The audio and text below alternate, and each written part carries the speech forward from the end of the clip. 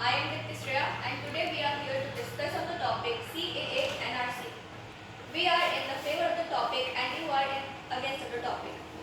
So my teammate is going to start. CAA is necessary for neighboring countries like Afghanistan, Pakistan, and Bangladesh.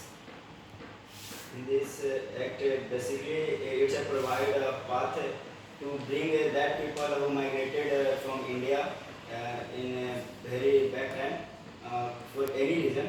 And in this, according to this act, they can apply for the citizen of India. And it's a very important and useful act for all those people of our neighboring country of Afghanistan, Pakistan, and Bangladesh who have been treated very badly in their country, and and due to that they have been migrated to India.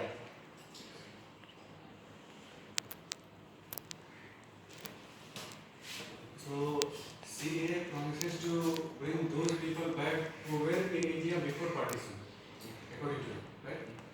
So were not Muslims part of India before partition? Why are they excluded from CAA?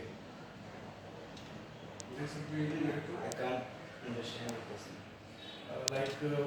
मुस्लिम भी 1947 से पहले partition से पहले हमारे देश के अभिन्न अंग थे, तो वो क्यों अलग हैं इस सिटीजनशिप अमेंडमेंट एक्ट से? उनको भी इंक्लूड करना चाहिए। और सिर्फ 3 ही देशों के लोग क्यों हैं, म्यांमार और श्रीलंका? जैसे हमारे नॉर्थ इंडिया का पाकिस्तान के साथ दुश्मन जैसा व्यवहार है, नॉर्थ इंडिया के लोग जैसे उसको दुश्मन मानते हैं, पाकिस्तान के लोग जैसे इंडियन को दुश्मन मानते हैं, वैसे ही साउथ इंडिया में तमिलनाडु के लोग श्रीलंका को मानते हैं और श्रीलंकन लोग तमिलनाडु के लोगों को मानते हैं।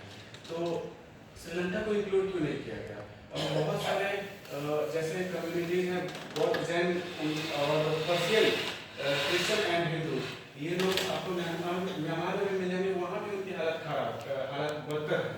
तो उनको क्यों नहीं इंक्लूड किया गया है इसमें, म्यांमार और श्रीलंका की? देखिए, सबसे पहला बात ये एक्ट जो हमारा है वो 1947 से पहले नहीं लगा था, जब हमारा देश पार्टीशन हुआ, पाकिस्तान और बांग्लादेश और हमारा अपना हिंदुस्तान, उसके बाद 1955 में लागू किया गया था। और जहाँ तक बात रही कि आप श्रीलंका और म्यांमार की बात कर रहे हैं, तो ये एक्ट जो प्रोसिक्यूटेड माइनॉरिटीज़ में है, जैसे पार्टीशन हुआ था तो पाकिस्तान में 21 से 22% हिंदूज थे, बट बीते कुछ वर्ष में वो घटकर 9% हो गया। बांग्लादेश में अप्रोक्स 19% थे, अब 3 या 4% हो गए। ये क्यों हो रहे हैं? कुछ तो कारण होगा, क्योंकि उनको बैडली ट्रीट हो सकता है, उनको रिलीजन के नाम पे उनको ट्रीट किया जा रहा हो बुरी तरह से, क्योंकि वो जितने भी देश हैं वो सब मुस्लिम कंट्री है, तो हिंदू और बाकी जो नॉन मुस्लिम हैं रिलीजन के लोग हैं उनको बैडली ट्रीट किया गया। म्यांमार और जहाँ तक श्रीलंका की बात है, तो वहाँ पे ना ही तो तमिल जो है, श्रीलंकन तमिल वो माइनॉरिटीज में है, ना इंडियन तमिल माइनॉरिटीज में है, सब मेजॉरिटी में है। और एक और प्रॉब्लम है कि वो इंडिया और श्रीलंका और म्यांमार का जो रिलेशन है वो थोड़ा कॉम्प्लेक्स है, तो कुछ ऐसे भी कारण, डिप्लोमेटिक कारण है, उसकी वजह से उनको कंसीडर नहीं किया गया। बाद में हो सकता है कंसीडर किया जाए।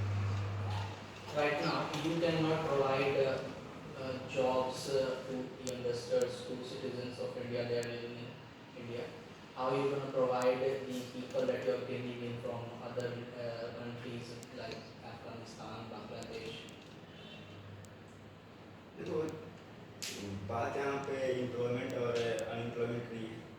हमारा जो देश है वो सेकुलर कंट्री है, और हमारा देश जो है ह्यूमैनिटी को ज़्यादा रिप्रेजेंट करता है।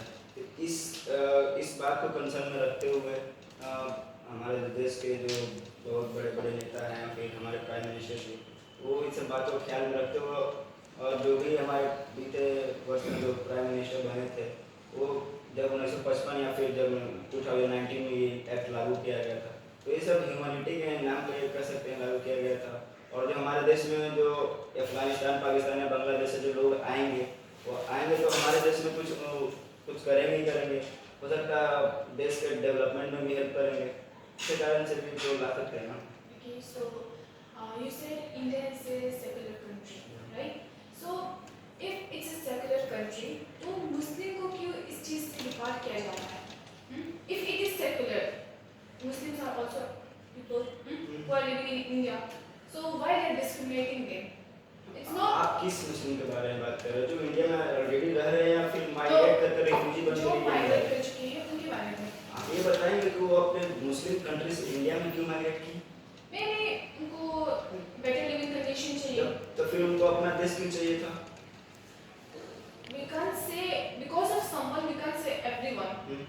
कुछ लोगों को चाहिए होगा, कुछ लोगों को नहीं चाहिए होगा। हाँ, तो जिनको नहीं चाहिए था वो ऑलरेडी इंडिया में रह चुके थे, जिनको चाहिए था वो चले गए। जब चले गए तो फिर ऐसा क्या रीजन आप पड़ी कि अपने मुस्लिम कंट्री, आप अगर हिंदू, आपको हिंदू कंट्री दे दिया गया, आप तो बहुत फॉर्चुनेट है ना, तो आपको मुस्लिम कंट्री दे दिया गया, तो फिर किस कारण से आप इंडिया में आए तो एक लीगल प्रोसेस होता है, आप उस प्रोसेस को फॉलो कर रहे हैं तब तो आप बहुत अच्छे हैं, तो आपको मिलेंगे, तो उसका अलग प्रोसेस होता है, जिसको आपको प्रोसेस को असाइलम का प्रोसेस को फॉलो करना पड़ता है, हो सकता है 8-9 10 साल का प्रोसेस होता है, तो उसके थ्रू आप आइए सिटीजनशिप आपको मिलेगी।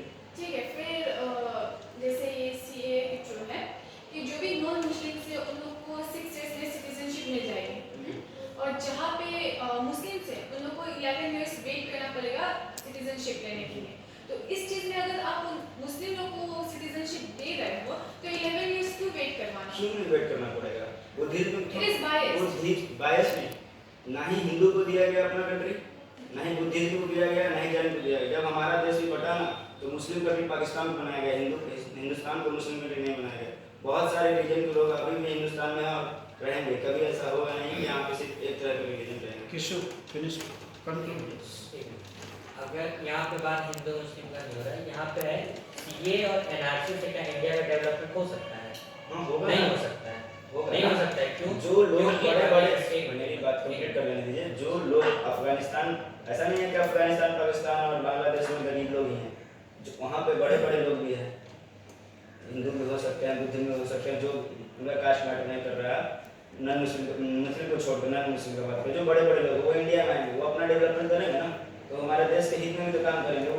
अभी तक तो नहीं आए, लेकिन शायद नहीं पता होगा कि पाकिस्तान खुद आईएमएफ की साइड से डेब्ट में चल रहा है, उसका जीडीपी खुद डाउन है। अगर इंडिया में आप सिटीजनशिप देते हो, ठीक है, तो अभी इंडिया का पॉपुलेशन 140 करोड़ बताया गया है, लेकिन जो माइनॉरिटीज रह रहे हैं, जो रिफ्यूजीज रह रहे हैं, उनको अगर काउंट करेंगे तो 15-20 करोड़ और हो जाता है, मतलब टोटल 160 करोड़ तकरीबन है। पॉवर्टी लाइन अभी भी नीचे इंडिया में, डेवलपमेंट रेट कम है बाकी कंट्रीज। तो अगर आप वहाँ, अगर आप रिफ्यूजीज को भी यहाँ पे दे रहे हो, अनएम्प्लॉयमेंट यहाँ पर है, आप पहले यहाँ की प्रॉब्लम को सॉल्व करना, फिर बात बाकी करना। हाँ, आपकी बात भी सही है, लेकिन क्योंकि जितना एनआरसी में पैसा जा रहा है उतना आप इंडिया के डेवलपमेंट में जाओगे। Okay, conclude. So imagine that somehow you are on the way to implement CA and NRC. Where the money come from to conduct it? There are 140 crore population of India, and if we take only 1% under NCC, CA and NRC, it will require 2 lakh crore rupees. Where does 2 lakh crore rupees come from? in this act, government charges some money to those who want citizens of India. So which, So you are going to take people's money to conduct yeah, of course. an application that people don't want it, people refuse it to. How you going to do it? So it's their choice. Conclude. Finish. It is a conclusion time. So, in my opinion, I think CAA and NRC should not be applied until it is equal for everyone. Because India is a country which fights for equality and security. So, it should not be applied until it is equal for everyone.